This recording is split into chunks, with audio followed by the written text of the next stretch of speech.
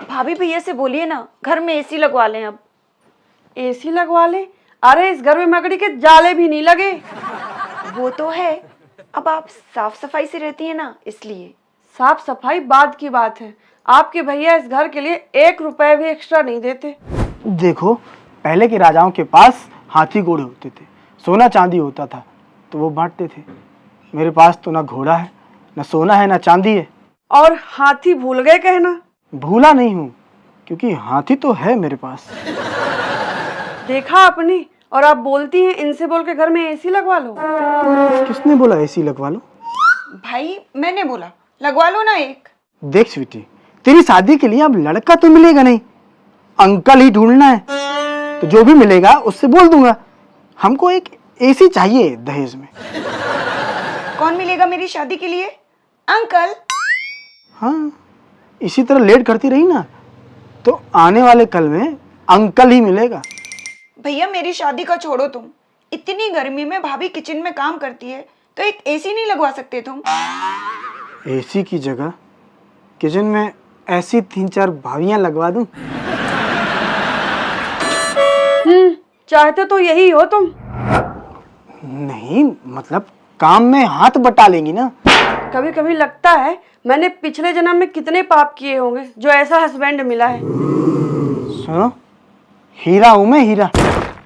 विश्वास ना हो तो तनिष्क वालों के यहाँ चल के पूछ लो। हीरा हो ना, इसीलिए काट छाट करती रहती हूँ मैं। स्वीटी, तू ही बता, घर में एसी की क्या जरूरत है? घर में 2-2 कूलर रखे हैं। भाई किचन में तो कुछ भी नहीं है ना, एक पंखा तक नहीं है, और सबसे ज्यादा गर्मी तो किचन में ही होती है ना। इन्हें थोड़ा कुछ पता है, इन्हें तो बस बना बनाया खाना मिल जाए तो टीवी के सामने बैठ के थाली में खा लेना है। तो क्या चाहती हो, कुकर में ही खा लूं? थाली में खा लेते हो। और भाई काम करता हूँ, थक जाता हूँ, तो टीवी देखते देखते खा लिया, मनोरंजन भी हो जाता है। अभी मोहल्ले में जो नैन्सी जी नहीं रहती? नैन्सी, जो पहनती हैं कपड़े फैंसी? हाँ वही। कुछ हो गया क्या नैन्सी जी को? अभी कल शाम को ही तो 2 नैन मिले थे उनसे। देख लो स्वीटी, ऐसे चिढ़ाते हैं मुझे।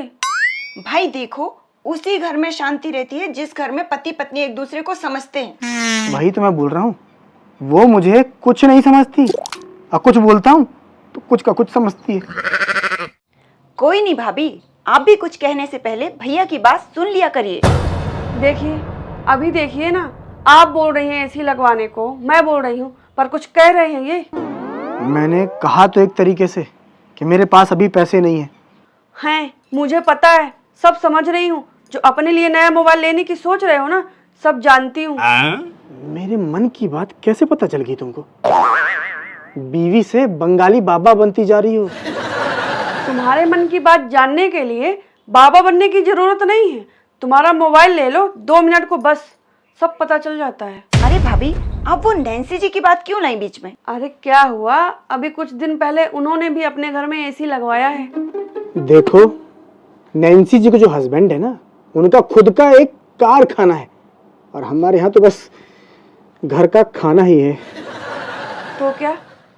तो वो चाहे एक एसी लगवाएं, 2 लगवाएं, पैसा है उनके पास।